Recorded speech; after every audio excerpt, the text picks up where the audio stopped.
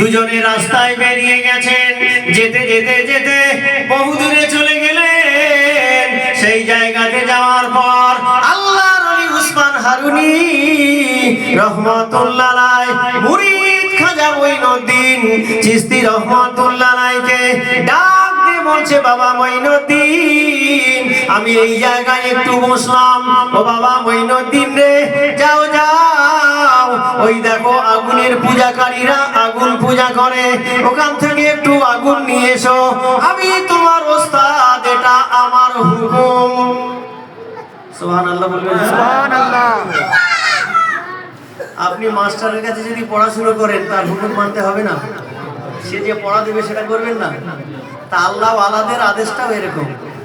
তারা যে আদেশটা করবে, যেটা আমাদের করতে আদেশ করবে সেটা করতে হবে, যেটা ছেড়ে দিতে বলবে সেটা আমাদের ছাড়তে হবে। তবে মাস্টারের কথা যেমন ছাত্র মানলে পাস করবে, পীরের কথা মুরিদ যদি সঠিকভাবে মানে, সেও মকসদে মঞ্জিলে পৌঁছে যাবে। সুবহানাল্লাহ। কথা বুঝতে পেরেছেন? তবে ওই টুকলি করা পীর সাহেবের কাছে যেন যেন না, তাহলে কিন্তু বিপদ। আমি মাঝে মাঝে এই কথাগুলো বলি।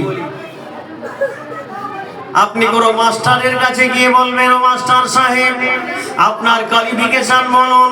মাস্টার সাহেব বলবে, আমার রুমের ক্লাসের ছাত্রদের কাছে জেনে নিন। মাস্টার কেমন, ছাত্ররা জানে না? কি কথা বলেন না কেন? আপনি কোনো ডাক্তারের কাছে যান, ও ডাক্তার সাহেব আপনার কোয়ালিফিকেশন বলে, আমার কম্পাউন্ডারের কাছে জেনে নাও।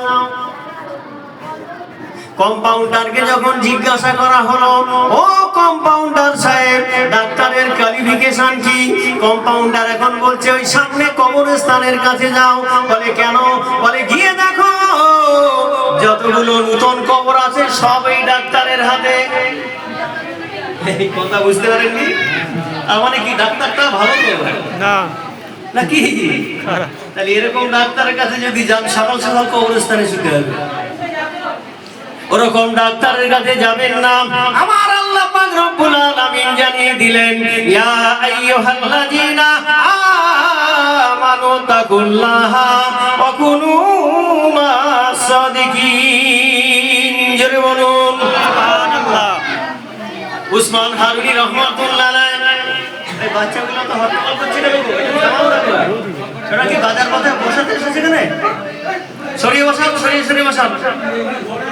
এক একজন বড়র পাশে বসিয়ে দিক, না ওরা ওরকমই করবে। পুরো ওখানে যেন মাছ বাজার বসিয়ে দিয়েছে।